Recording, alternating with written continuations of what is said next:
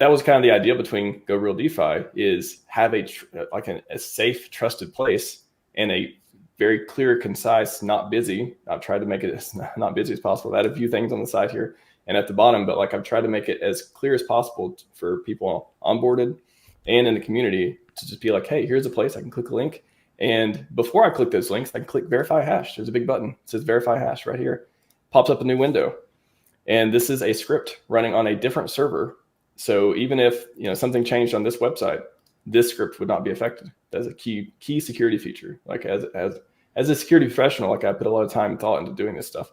And it'll tell you right here, the version, the official site, the gateway site, which is just, I guess, what we're calling them now. They're gateway IPFS links. And then the official IPFS link or hash, the one on the site. So this is for hex.pulsechainapp.com, which is the one that go hex.com points to. The official, so even beyond. So the first step is verifying the hash. Okay, if everything's good there, looks good. The second step is, I went even further. I said, okay, you click on Hex here, and I made it a standardized 21 lines of code. You go to page source, right click page source, and there is 21 lines of code.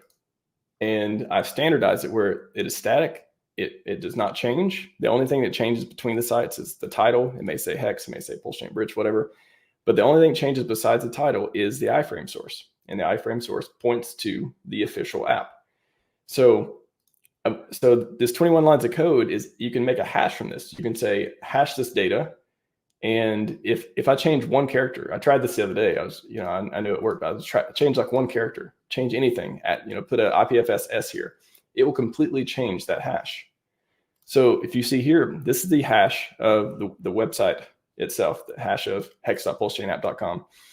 And this is the hash of what the website should be if it has the official IPFS link using the official hash, if it's pointing to the official one. So that took like a little bit of logic and stuff to figure out. I know I can do this. It's pretty straightforward, but I had to figure out. I want to give you two ways. Like, you don't have to trust me. You don't have to trust any of this stuff. Look at the hash. You can do all this stuff manually too. That's what it was before, until I made this backend script that does all this. But this is a way, if all these things match up, if these things are the same, you'll get a status okay. If things aren't okay, it'll say status fail.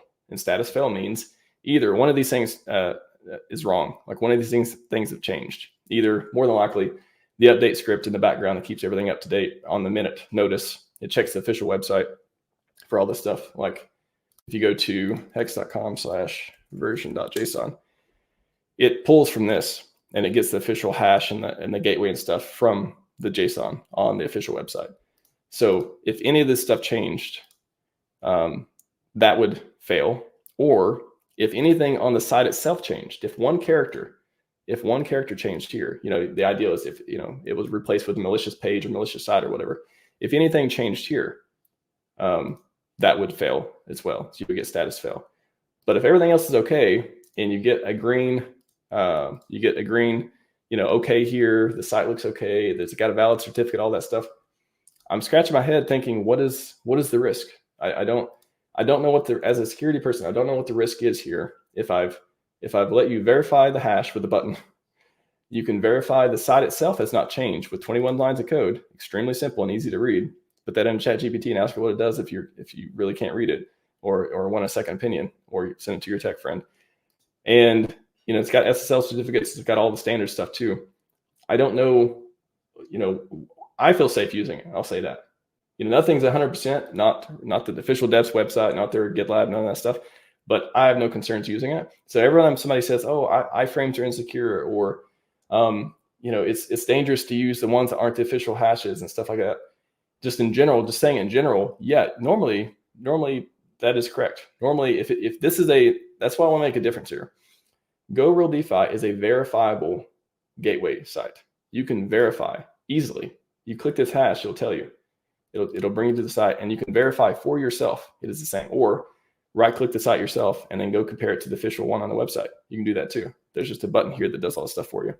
So it is verifiable. Now, I'm sure there are plenty of other community-built sites that are not verifiable, or they're hard to verify, I guess you would say, where you have to open the source code, find where it is, make sure it's maybe, it's not as clear and concise as this, I would imagine.